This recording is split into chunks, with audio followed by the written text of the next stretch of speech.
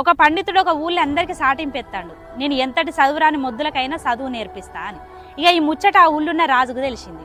ఆ రాజు వ్యక్తిని పిలిపించి, ఏందయ్యా నువ్వు ఎంతటి చదువురాని మొద్దులకైనా చదువు నేర్పిస్తావట, నిజమేనా అని అడిగాడు.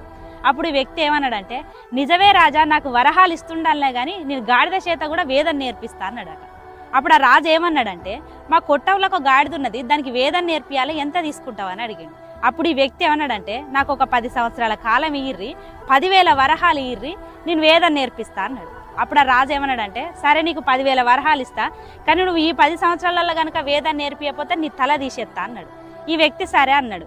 ఇక అటెడ్ పోయినాక ఒక వ్యక్తి వచ్చి, ఏందయ్యా జీవిత కాలం పట్టినా కూడా గాడిద చేత వేదం నేర్పించలేవు, నువ్వు ఎట్లా మాట ఇచ్చినావని అన్నాడు. అప్పుడు ఈ వ్యక్తి అన్నాడంటే, ఈ 10 సంవత్సరాలలో నేనే పోవాలని ఏమున్నది, రాజే పోవచ్చు గాడిదే పోవచ్చు అన్నాడట.